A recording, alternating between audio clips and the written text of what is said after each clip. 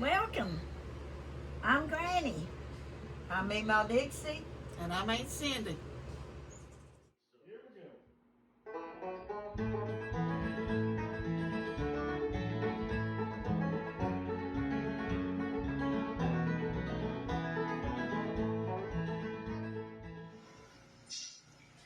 These are some of my salt and pepper shakers. My mother always collected salt and pepper shakers, and when she passed away, she had 500 pair of salt and pepper shakers. Well, I don't have that many, but I have some that's pretty old, like these. Those are old salt and pepper shakers. But my oldest set that I have is this little boy and girl. My uncle, I took my mother up to Ohio, which I used to live in Ohio, for a funeral. My uncle's grandson got killed in Vietnam, and we went over there to see them before we left to come back home. And he went upstairs and gave me and my mama a set of these salt and pepper shakers so his wife wouldn't know we had them. So they are very, very old. These little zebras, they come from up Mama's, out of hers, which Daddy had got rid of so many of them when we got to get any. And the little bluebirds came from up there. And Cindy bought me the little doughboys, boy and girl. I can't even remember where they've all come from. I got this one with the pumpkin and the tractor with the pumpkin. I got them at a yard sale, which I had 2 John Deere tractors with pumpkins. And when I kept Will and Andrew, they was real small, and they would crawl in here and pull up to my dish cupboard. That's what we called it. That was my Grandma Purry's. And beg for my tractor.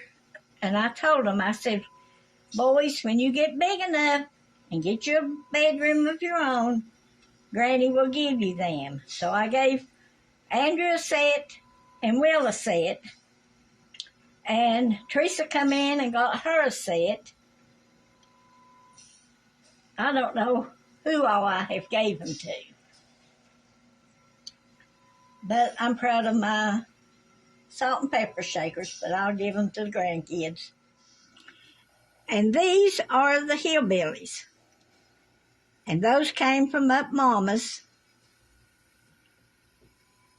And Six Flags Over Georgia, we got them when we went to Six Flags. And these are very old. I've had them, was about the first ones I ever got. So I don't know where they all come from, but I enjoy them, but I'll give them to my grandkids and my nieces one day. And I always collect pigs. I love my pigs. I've got them in my bedroom with Elvis. Elvis is my main thing in the bedroom. But I love pigs. And every time Nick would go anywhere and found a pig, he would bring it home. And Legina got me the one that's on the dish cupboard, the kitchen diner. She got me that big one. But one day the kids can have all this stuff. And I've got the whole set of the California raisins. I've got some doubles in them, but There's a whole set of those together. But I don't know what I'll ever do with them. Looks like you collect egg plates too. Yeah, I've got egg plates. I've got 1, 2, 3, 4, 5, 6.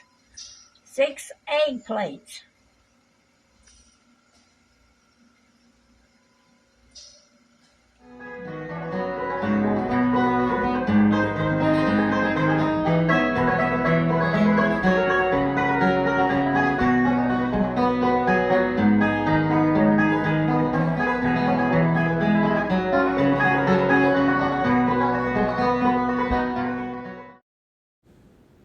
A corn husk doll is a Native American doll made out of the dried leaves or husk of a corn cob. Every part of the ear of corn was used. Women braided the husks for rope and twine and coiled them into containers and mats. Shredded husks made good kindling and filling for pillows and mattresses. The corn cob served as a bottle stopper, scrubbing brushes, and fuel for smoking meat. Corn silk made hair for corn husk dolls. Corn husk dolls have been made by northeastern Native Americans probably since the beginnings of corn agriculture more than 1,000 years ago. And in the Appalachian Mountains, that tradition continued.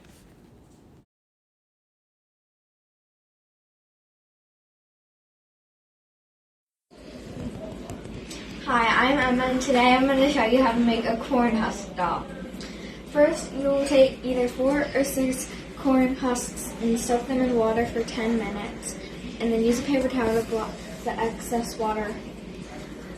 Then you're going to stack your corn husks together and use some string and tie about 1 inch down from the top of the corn husks.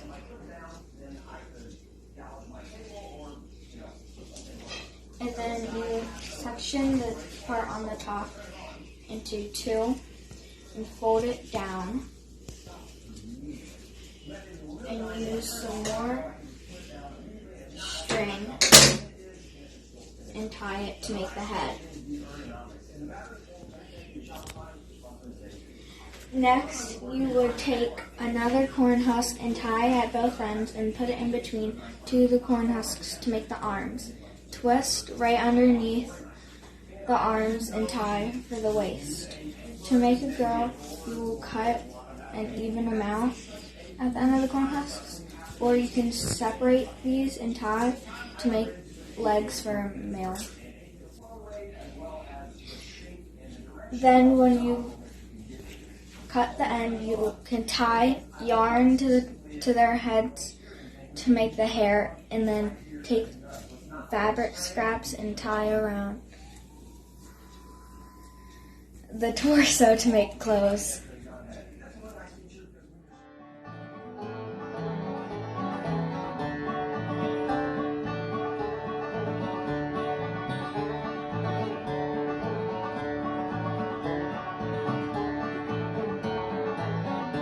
Y'all come back and see us now, you hear?